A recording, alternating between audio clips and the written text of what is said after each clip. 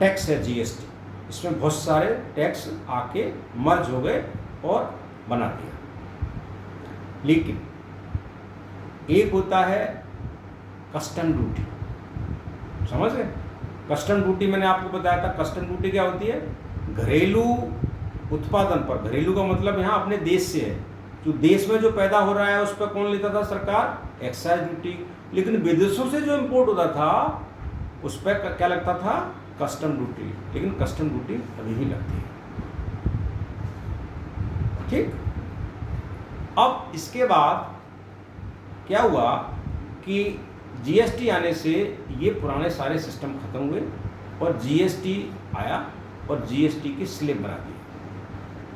अब आप देखते होंगे जीएसटी में सबसे इसका जो खूबसूरत एग्जाम्पल है जीएसटी को समझने का, वो ये देखिए कि ये डेस्टिनेशन बेस्ड टैक्स है। डेस्टिनेशन बेस्ड टैक्स का मतलब क्या हुआ? इसको ऐसे समझिए कि मान लो कोई सामान बन रहा है दिल्ली में, ठीक है? तो दिल्ली में उसका रॉ मटेरियल खरीदा गया और वहाँ उसका निर्माण हुआ। रॉ मटेरियल खरीदने पे जो लगा जीएसटी वो खरीदा। इसके बाद में जब वो बेचा तो दिल्ली में न बेच के वो कहाँ बेचा? जाके मान लो थोड़ी देर के लिए चेन्नई में गया, तमिलनाडु। तो जो बेचने पर जो पहले जो सेल टैक्स लगता था, वो सेल टैक्स किसको मिलेगा? उस डेस्टिनेशन वाले राज्य को।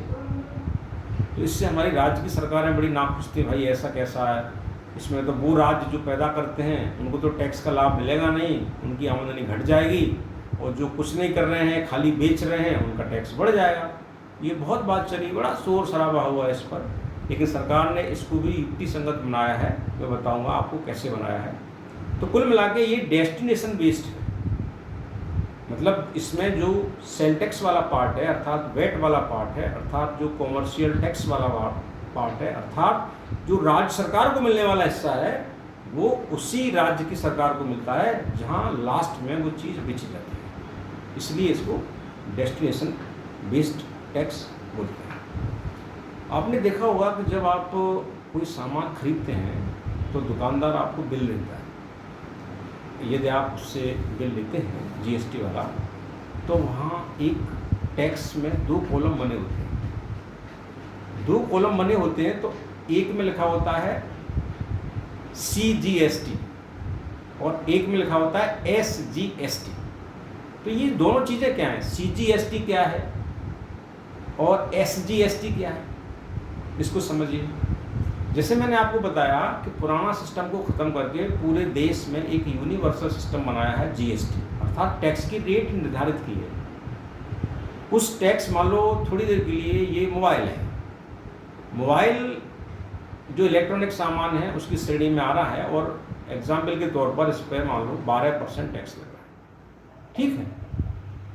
तो इस 12% टैक्स पर मैं आपको आगे बताऊंगा वीडियो में कि किस तरह से ये CGST और SGST काम करता है, वो मैं आपको बताऊंगा। Thank you.